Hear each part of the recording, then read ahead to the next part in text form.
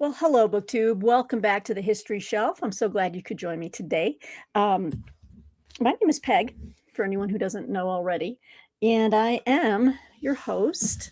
Um, Today's video is going to be on a topic I normally don't cover, being mostly a history, historical fiction reader, and also just a wide variety of fiction as well. As you can see from my label down below, I am a history nerd and a book reviewer, and I have been doing that now for about 7 years.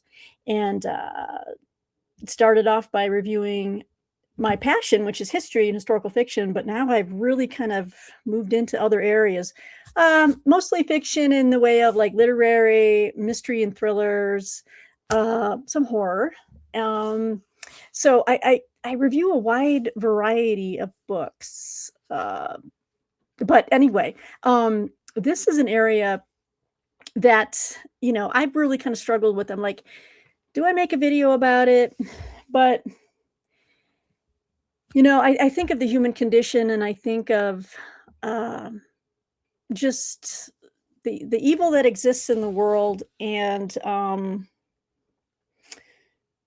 that we should be aware of it, I guess is my thing. And to kind of keep our eyes open for it. So anyway, this is a true crime segment on the channel where I highlight, and I promise you this will not be a 50-minute video. And if it is, then I will give up my next paycheck. This is how committed I am to making this a 30-minute video, maybe less. I don't have many books here. I've got 1, 2, 3, 4, 5, 6, 7. Okay, I have 8. And I want to show you. But these are some relatively new releases that I want to read. They're about, several of them are on 2 cases that have really captured they have haunted me. And I'm sure they've haunted many of you who either read in this genre or watch documentaries or things like that. So, having said that, let me go ahead and just clear the screen. We've got Roxy in the background there, taking a nap in the bed. We've got my painting or my drawing a friend made. Look at me. I'm all over the place. Squirrel. That's Ulysses Grant punching Robert E. Lee. Robert E. Lee. Bam, baby. Which is appropriate because the PBS was streaming the Civil War documentary, Ken Burns' documentary last night. So I was watching it all over again. I never get tired of that documentary. Anyway, we've got true crime. This book came out in January, and this is in galley form. So I might look at trying to get a finished copy so I can get whatever photos or whatever else might be included. It's not included in the ARC. This came out from Simon & Schuster in January, in case you guys have not heard of it. But this is one I know it has captured many people's imaginations, and we've seen it in Hollywood has done their own, what do you want to call it, adaptations of it, or written, screenplays around it. Ooh, this would make for a great interview with the author as well, but I got to read it first. This is the Black Dahlia, guys. This is by Black Dahlia, Murder, Monsters, and Madness in Mid-Century Hollywood by William J. Mann. It came out January 13th. So there's our cover with Elizabeth Short. So let me go ahead and give you the rundown on this. The pub sheet is more of a, let me read from the back. The brutal murder of Elizabeth Short in 1947 has gripped the American psyche for nearly 80 years, yet no serious study of the crime has ever been published until now. I'm really surprised. Is this true? The Short has often been mischaracterized as a wayward sex worker, responsible for and perhaps deserving of her fate. New York Times bestselling Hollywood biographer and true crime powerhouse William J. Mann recreates the life of this Short, as well as the hysterics that followed her death, revealing her to be a young woman with curiosity and drive who leveraged what little agency post-war society gave her to explore the world. Using a 21st century lens, Mann connects short story to the anxious era after World War II to fully understand the tragedy of this short's murder, whose life and death offer a surprising mirror on our society today. Mann spent 5 years sifting through the evidence and interviewing living relatives, and his strong opinions on who might have killed Short, and even stronger ones on who did not. Ooh, it's going to be good.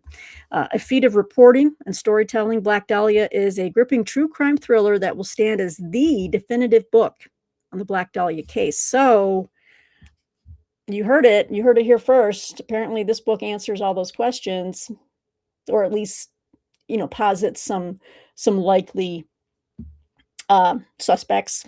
So anyway, definitely want to read this. It's at the top of my list once I knock out a few other things. So there's that. Okay, so these two books I kind of picked up at different times from Book Outlet when they were really marked down. This is by an author who I've read before. I've read and reviewed one of his recent horror novels called Widow's Point, The Complete Haunting. And this is Richard Chizmar.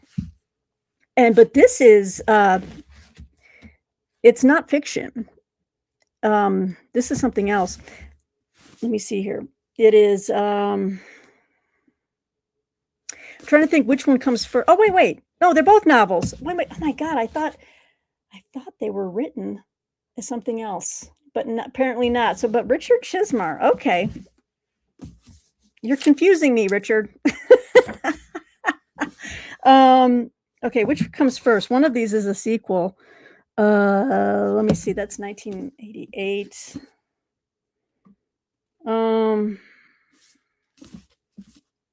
Okay, I think this is the first one. This is called Chasing the Boogeyman. Why did I put this in true crime? I thought this was I thought it calls it a novel, but I don't know, guys. I don't know. I think this could be really heavily autobiographical, because this is why I'm saying to you, I thought it was true crime, because I've read the descriptions. Otherwise I wouldn't have bought it. Anyway, let me read to you what Chasing the Boogeyman is about. Okay, so here we go. In the summer, of 1988, the mutilated bodies of several missing girls began to turn up in a small Maryland town. The grisly evidence leads police to the terrifying assumption that a serial killer is on the loose in the quiet suburb, and soon a rumor begins to spread that the evil stalking local teens is not entirely human. But law enforcement and members of the FBI are certain the killer is a living, breathing madman, and that he's playing games with them. For a once peaceful community trapped in the depths of paranoia and suspicion, it feels like a nightmare that will never end. Oh, they're calling it metafiction. Okay, here we go. Recent college graduate Richard Chizmar returns to his hometown just as a curfew is enacted and a neighborhood watch group is formed. In the midst of preparing for his wedding and embarking on a writing career, right? Okay, he soon finds himself thrust into a real-life horror story. So this is why when I'm reading this description, I was like, okay, so I thought this was like autobiographical. But anyway, inspired by the terrifying events, Chizmar writes a personal account of the serial killer's reign of terror, unaware that his time back home will continue to haunt him for years to come. I still think they call it a novel, but I'm calling that this is more realistic or more true to life than not. Okay, so a clever, terrifying, and heartrending work of metafiction, Chasing the Boogeyman is the ultimate marriage between psychological horror and true crime. There you go. This is why I've included these books in this video. Chizmar's writing, combining the storytelling of Stephen King with the relentless suspense of Michelle McNamara, is on full display in this truly unique novel that will linger in your memory long after you turn the final page. Chasing the Boogeyman. Heads up to you guys out there, because I love to hook you up. Book Outlet is having their $5.99 fiction sale again. It's going through March 4th. Every fiction book on that site is $5.99. Doesn't matter if it's hardcover or paperback, $5.99. And even some are marked down further than that. This one I think is available right now. I think the other one is too. So if this sounds interesting to you and you want to plop $6 down. This is it. And look at nice hardcover, brand new. Got it cheap.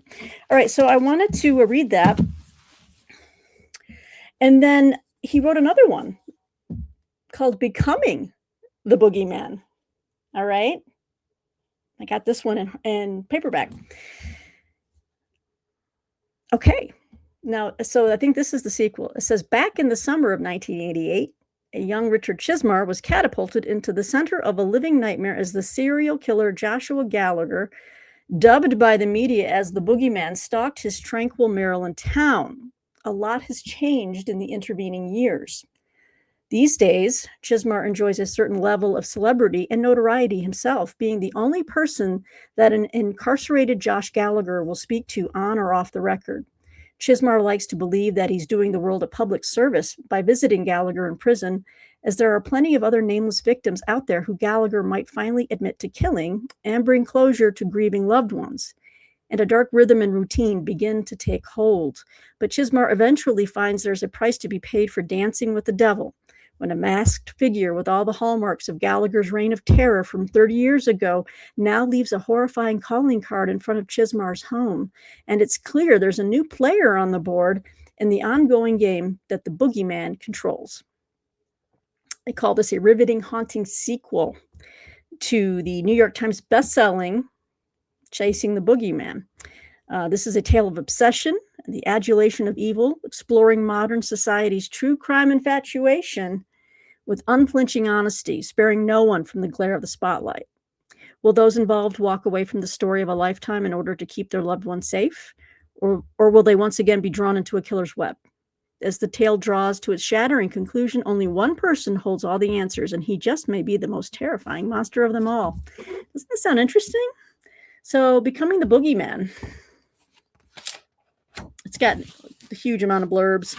So, yeah. So I picked up Richard Chizmar's 2 volumes on the Boogeyman killer, and we'll see how that plays out, since it is a mixture of fiction inspired by true events and stuff like that.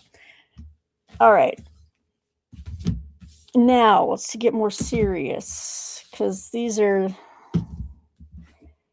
Let's see. Well...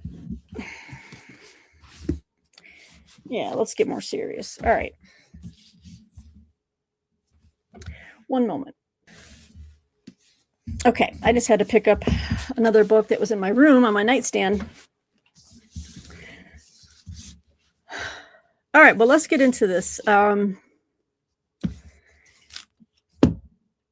So this case is so heartbreaking and so painful. And this is the Delphi murders of the 2 young girls that just happened. It happened back in 2017, and it's just never really left my mind. I have 2 books on this. They just came out with a brand new book.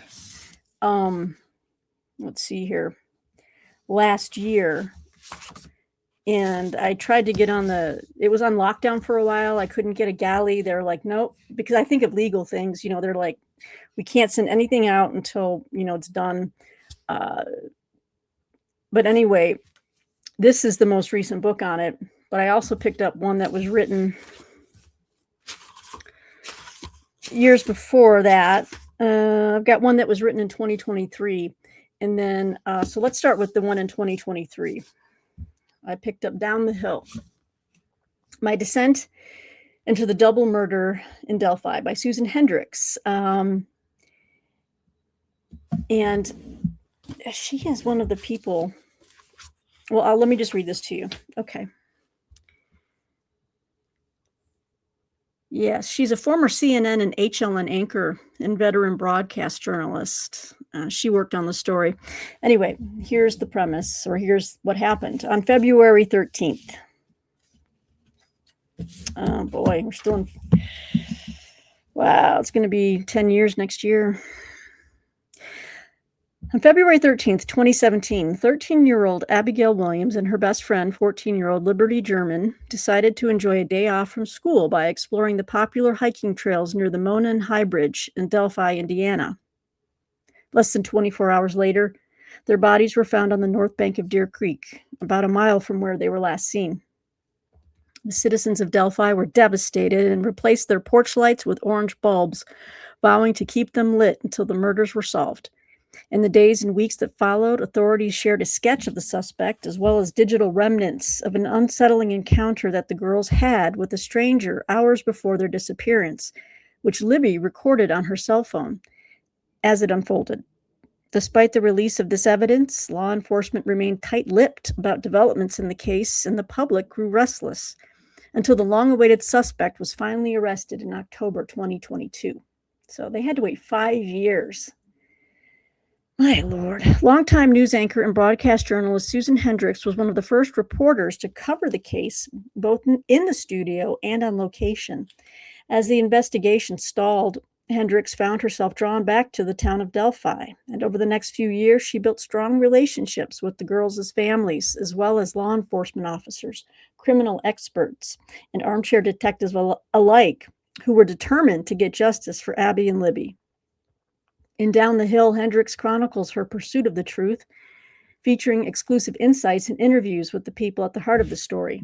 As she digs deeper into the mystery, she also explores the rippling impact this case has had, not just in Delphi, but at the very heart of the American heartland. Thoroughly researched and intimate, Down the Hill is a page-turning testament to compassion, connection, and the resilience of the human spirit. A haunting yet heartfelt tale that will leave you forever changed. Well, I know just the story itself. And there's color photos in here of the girls and the, I'm not going to show those, but it has always haunted me. And I remember as it was going on, it's just like, why can't they find this guy? Why can't they find this killer? I remember listening to a podcast called Down the Hill on Apple iTunes or something, and listened to all the episodes. And at the end, it was just so heartbreaking because they still didn't have it solved. And so I just kind of left it there and moved on and just, lived my life. And then it was years later when I saw the news break that they had caught somebody. And so it brought it all back. Now, this brand new book that is out, that came out last year, from Pegasus Books. So if you're looking for that new read on this topic, this is it. It's Shadow of the Bridge: The Delphi Murders and the Dark Side of the American Heartland, by Ian Kane. I think it's Ian or Ian. It sounds, it's Irish, I think. Ian Kane and Kevin Greenlee. Introduction by Superintendent Douglas G. Carter, who was the Indiana State Police chief or superintendent that was on that investigation. But this came out last summer or a little later. I think it was fall by the time I got it.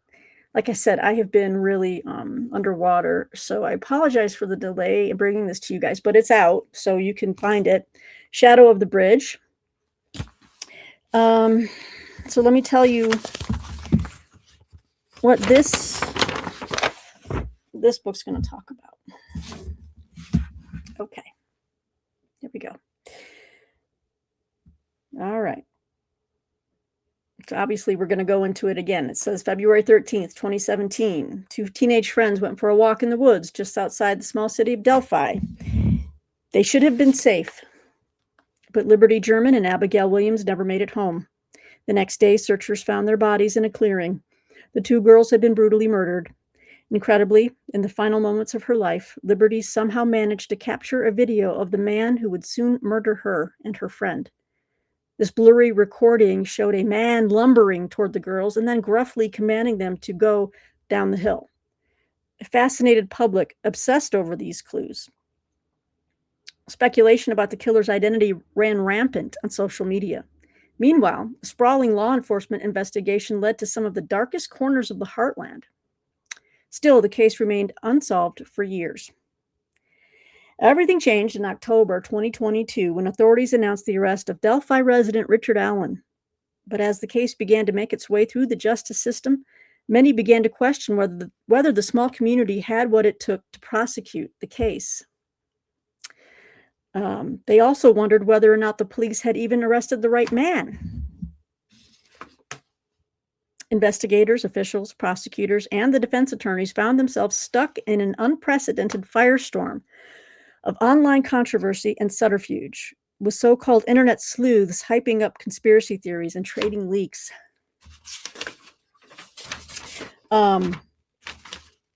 Now, Ian Kane and Kevin Greenlee, the investigative team behind a series of bombshell reports on the case, have put forth the only definitive account of the entire investigation. And that's why the galleys were on lockdown. They were not going to send out any copies until this was completely, I think, vetted by investigators, lawyers, everything else. So Shadow of the Bridge goes deeper and offers more detail than what was shared on the popular Murder Sheet podcast, answering many of the questions that have haunted so many since the deaths of Libby and Abby. Most importantly, and working closely with the German and Williams families, Kane and Greenlee tell the stories of who these two warm, bright, and promising girls were to all who cared for them. And by all accounts, they were just wonderful, wonderful girls. Kind to their friends adored them, just good girls. With rigorous research and captivating prose, Shadow of the Bridge is a powerful narrative of a complicated, twisting story of tragedy and a community's determination to see justice. So I definitely want to read this and then close the book on it. I think they did get the right guy. That's just my opinion. But we'll see what they have to say in here. So between these two books, I think, Down the Hill and Shadow of the Bridge, it's pretty much been covered.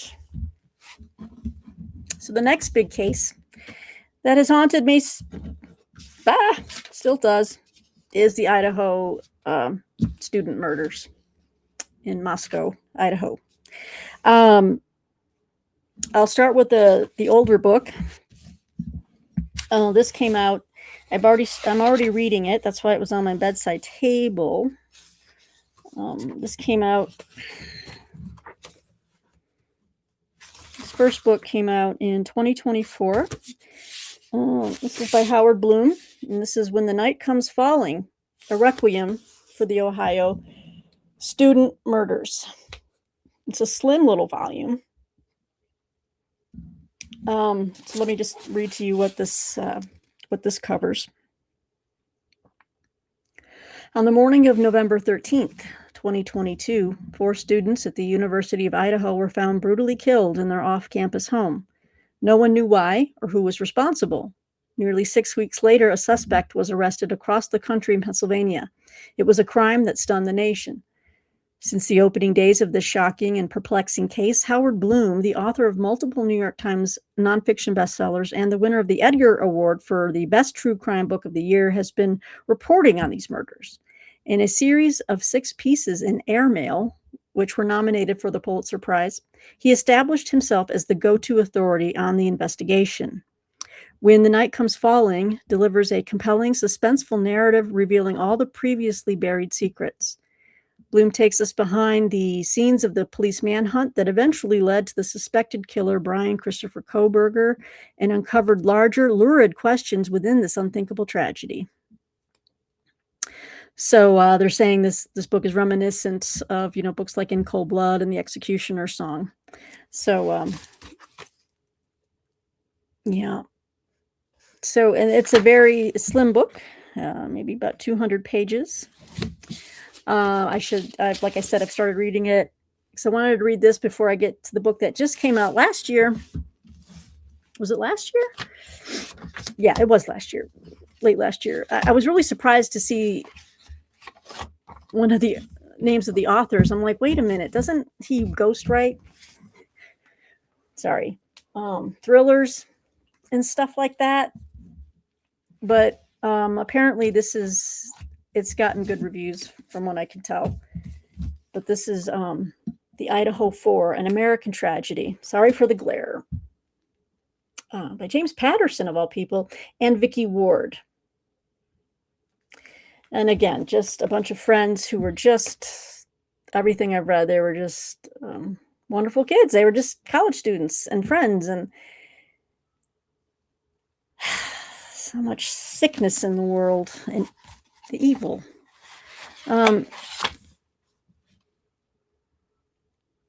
Okay. I think this, I'll have to read to see how they wrote it, and they're probably going to make it very dramatic.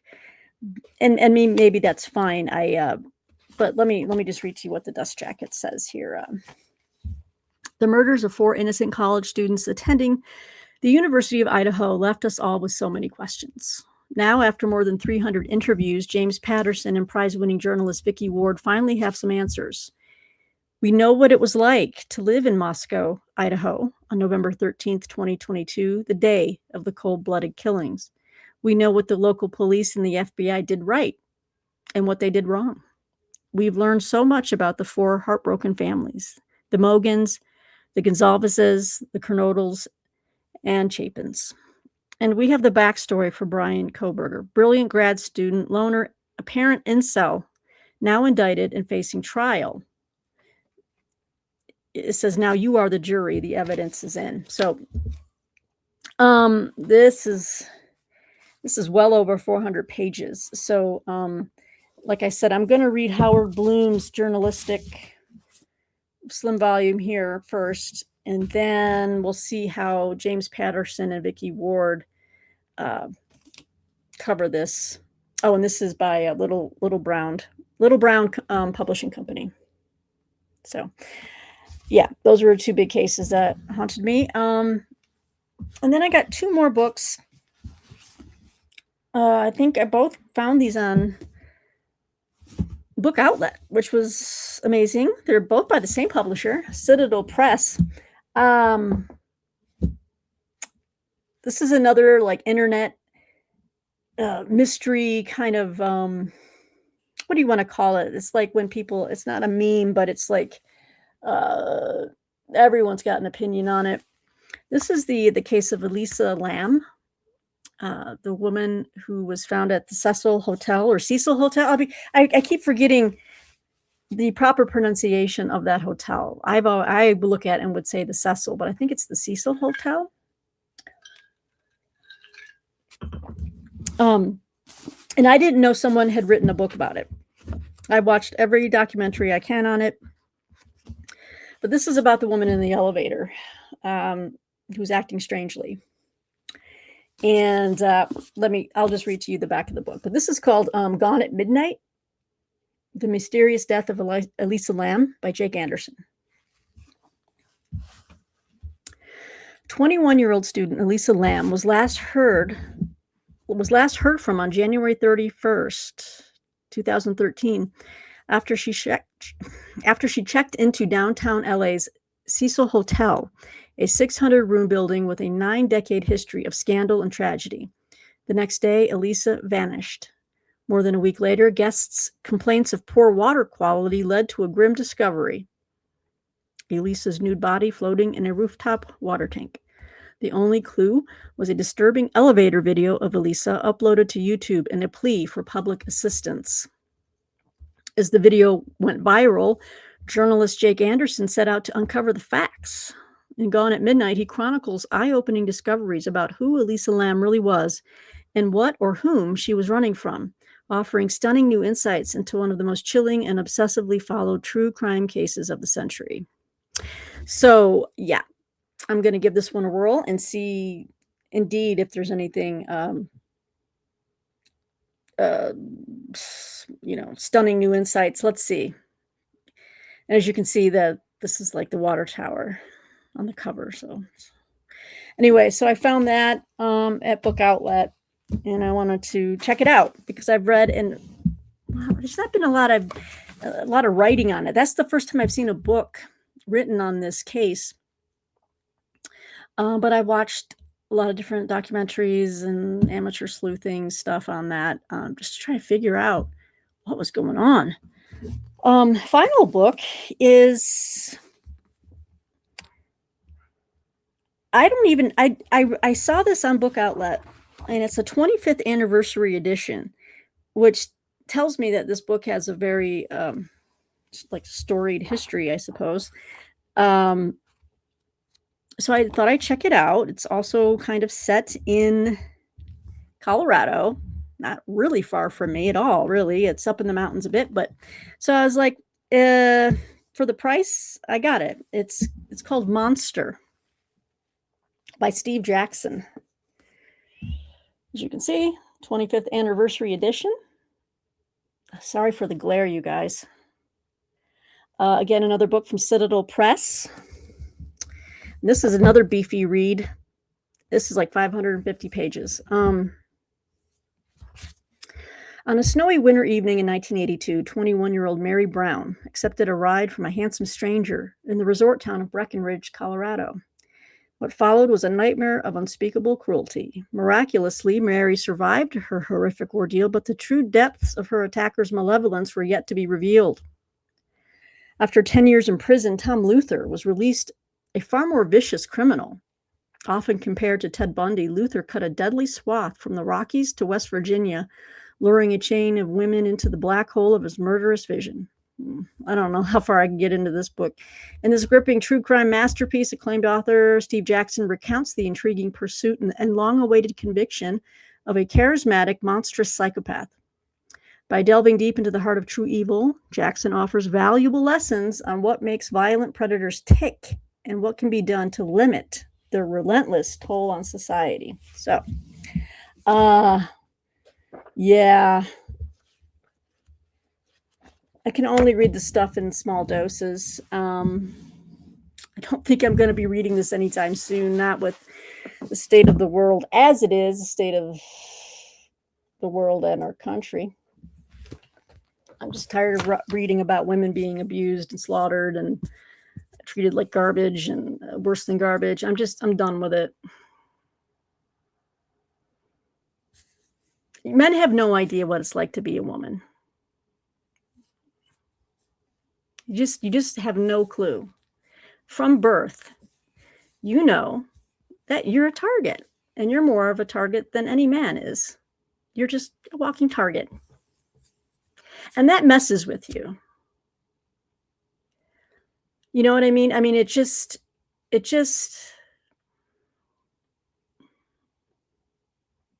there's a lot of good men out there. A lot of good men that use their masculinity for good, which is to protect those who can't really, fight back for themselves. That's what men are supposed to do. And then you got these evil people, these evil men that are just twisted and are just dark, twisted hearts and souls, and they like to hurt vulnerable people, women, children, people who can't defend themselves, weak men, whatever. But it's just like, I can only take so much of that. You know what I'm saying? But yeah, gosh, there's so much out there. So anyway, guys, I wanted to share these with you, just on the off chance that it's something that you might be wanting to research or look into a little bit more. And I haven't made a video in a few days, well, more than a few days. I've just been working nonstop. I've got more videos coming. I've got more military history to show you. I've got a bunch of new books that have come in, obviously, to the history shelf.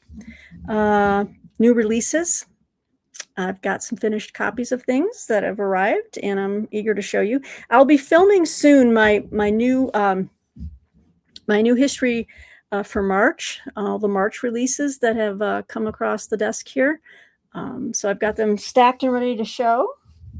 April is by far shaping up to be a huge tranche of history releases in April. And I'll have a giveaway too for those. And I need to remember to put giveaway in my title, because the last time I did a giveaway, I didn't put it in my YouTube title. And only the people that really listened and watched the video understood that there was a giveaway. And guess what? They're getting those books. So if I don't put giveaway in the title, I barely get a response. So I will do that for the next round. But in the meantime, yeah. Sorry for the dark content on this video, at least with the true crime stuff. But yeah, like I said, so these are all the books. But I think that's pretty much it for me. I don't really buy a lot or read a lot of true crime. Uh, I'd like to try to keep that stuff in the realm of fiction and mystery and detective stuff, but there's a lot of real world, you know, real world cases out there that stick with you, stick in your mind. So anyway, guys, thanks for joining me here. And look, see, I told you it wasn't going to be 50 minutes. So thanks again for watching. Come back soon, and let me know what you think of these cases, the books. If you've read something that maybe I haven't, just put it down in the comments below. And I appreciate that. All right, guys, take care, and we'll see you soon. Bye-bye.